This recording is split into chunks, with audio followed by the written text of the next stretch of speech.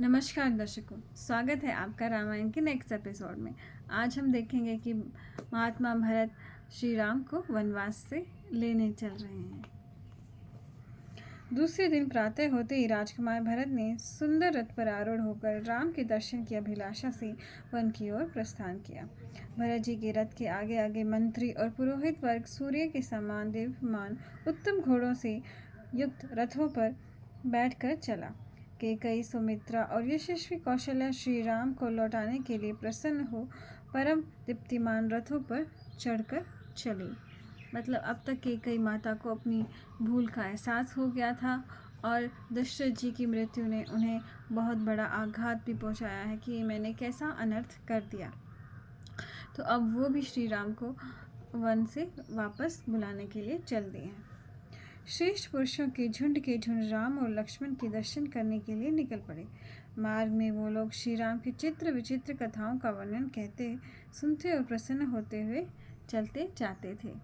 रथ, घोड़े, हाथी और अन्य सवारियों के द्वारा बहुत दूर चलने के पश्चात ये लोग ऋषिंगभेरपुर के पास गंगा के तट पर पहुँचे, जहाँ पर अपने बंधु बांधवों से युक्त राम का परम मित्र वीर निषाद राज सावधानी के साथ उस देश का पालन करता हुआ निवास करता था। अपने पीछे चलने वाली सेना को तथा निर्मल जल वाली गंगा को निहार कर बोलने में चतुर भरत जी मंत्रियों से बोले, मेरे सैनिक लोग अपनी रुचि अनुसार इस क्षेत्र में जो जो स्थान पसंद करें उन्हें वहाँ ठहरा दो। आज यहीं विश्राम कर कर हम इस नदी को पार करेंगे। भरत जी के ऐसा कहने पर सब मंत्रियों ने जो आज्ञा कहकर बड़ी सावधानी से सब लोगों को उनकी इच्छा के अनुसार पृथक पृथक स्थानों पर ठहरा दिया। भरत जी की इस चित्रंगनीय सेना को गंगा के तट पर टिकी हुई देख निषाद राज शंकित होकर अपनी जाति वालों से बोले, यह बड़ी सेना समुद्र के समान विशाल दिखाई दे रही है, तो क्या इतनी बड़ी सेना को लेकर कैकेयी का पुत्र भरत श्री राम का वध करने के उद्देश्य से जा रहा है?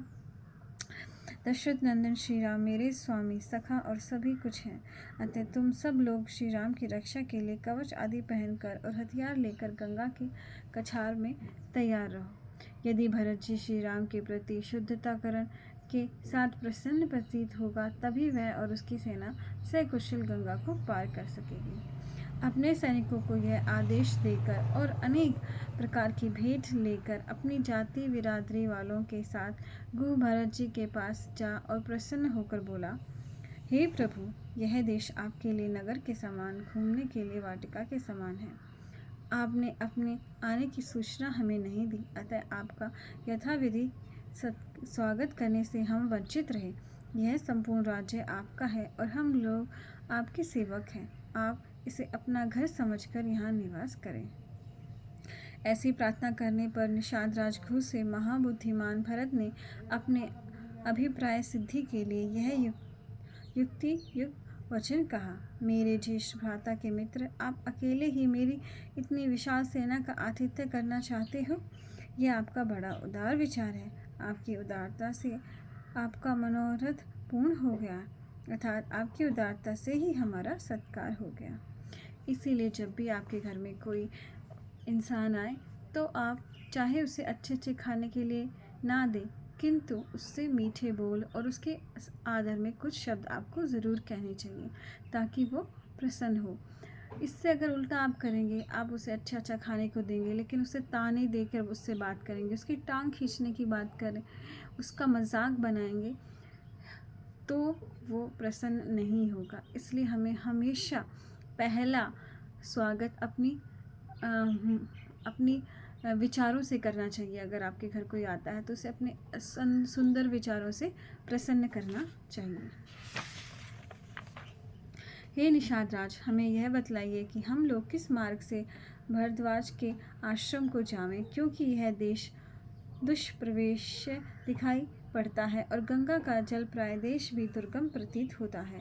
बुद्धिमान राजकुमार भरत की इस बात को सुनकर सब दुर्गम स्थानों से भली प्रकार परिचित गुह हाथ जोड़कर बोला, हे महायशस्वी राजकुमार, आप इसके लिए चिंतित न हो।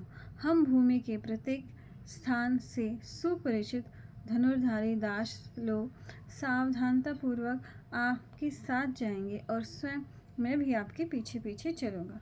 परंतु आपकी इस विशाल सेना को देखकर मेरे मन में यह संदेह उत्पन्न हो गया है, कहीं आप उदार चरित राम के पास किसी दुष्ट अभिप्राय से तो नहीं जा रहे हैं। अभी देखिए, जो निषाद राज है श्री राम का मित्र है, तो लेकिन उसने ये सुना था कि राम को वनवास दे दिया गया है। क्यों? क्योंकि भरत को राज्य मिलना चाहता है, मिलना जाएगा। तो वो मित्र क्या सोचेगा कि भरत की भी इसमें शायद मनोकामना होगी कि वनवास दिया जाए श्री राम को, लेकिन ऐसा तो नहीं था। तो जैसा इंसान सुनता है वैसा ही उसके बारे में अपने विचार बना लेता है, बेशक वो उससे मिला ना हो। तो हमें कभी भी किसी भी दूसरे इंसान से किसी तीसरे इंसान के बारे में बात नहीं करनी चाहिए, क्योंकि हमारा दृष्टिकोण के उस आदमी के लिए कुछ और हो सकता है और हम दूसरे इंसान की सोच को बदल सकते हैं, राइट। तो जब भी कोई इंसान आपके सामने किसी दूसरे की बात करे तो उसे आप एक कान से सुने और दूसरे से निकाल दें। आप स्वयं उस इंसान से बात करें, उसका व्यवहार देखें और फिर जज करें कि हाँ, ये इंसान अच्छा है या नहीं, राइट। इससे हमें एक और सीख मिलती है, जैसे माता कैकेयी ने भरत को भी दुष्ट करार करा दिया, लोगों की मन में ऐसी सोच बिठा दी। तो आप अपने जो मित्र हैं वो अच्छे से चुनिएगा, क्योंकि अगर आपके मित्र बदनाम होंगे तो कहीं ना कहीं आप भी बदनाम होंगे। तो सोच समझकर अपने दोस्त बनाइए और जीवन में सुखी रहिए। इस प्रकार की आशंका करने पर आकाश की भांति निर्मल सभा भरत निषाद राज से ये मधुर वचन बोले।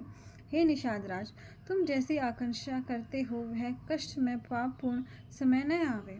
आप मेरे प्रति ऐसी घृणित आकांक्षा न करें। मैं तो अपने ज्येष्ठ भ्राता श्री राम को अपने पिता की तुल्य मानता हूँ।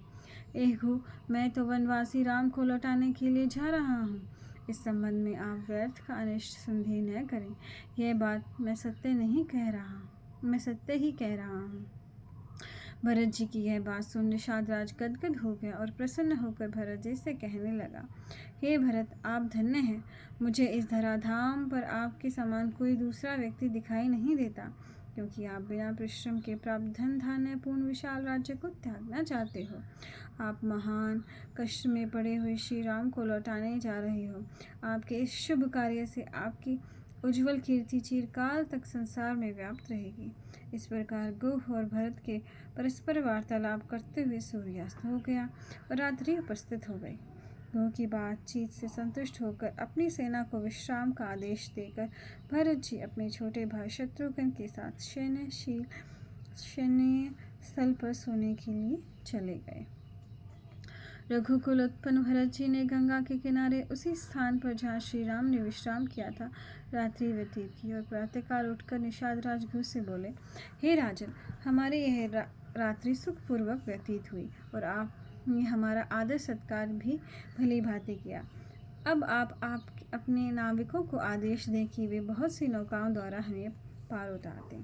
भरत जी का आदेश पाकर घू ने शीघ्रता से अपने नगर में प्रवेश किया और अपनी जाति वालों से कहा, हे भाइयों, उठो, जागो, आपका कल्याण हो।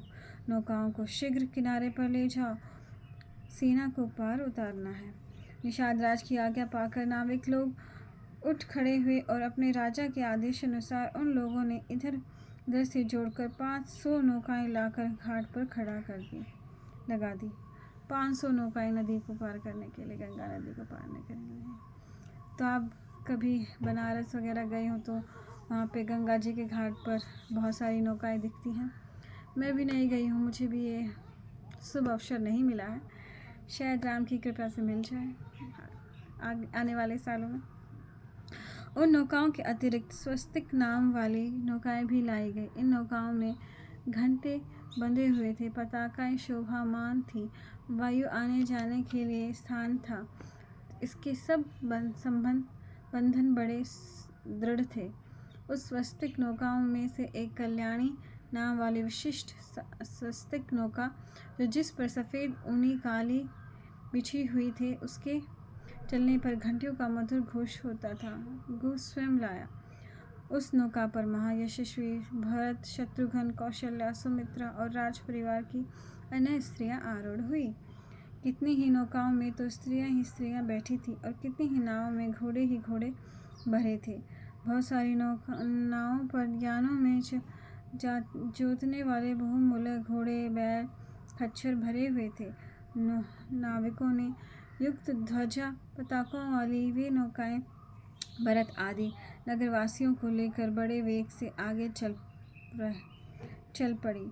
नाविकों ने उस पुण्य ध्वजा पताका वाले विशाल वाहिनी को गंगा के उस पार उतार दिया। सूर्योदय के तीसरे पहर मैत्र नामक मुहूर्त में उस सेना ने प्राग वन की ओर प्रस्थान किया। प्राग में पहुंचकर महामती भरत ने संपूर्ण सेना और नागरिकों को यथास्थान ठहरा दिया। तदंतर भरत जी वशिष्ठ आदि ऋषियों को साथ ले ऋषि श्रेष्ठ महर्षि भरद्वाज का दर्शन करने के लिए चल दिए। तो आपने देखा किस तरह भरत आगे आरूढ़ हो रहे हैं श्री राम को वापस लाने के लिए। तो आज के लिए इतना ही। बहुत बहुत धन्यवाद।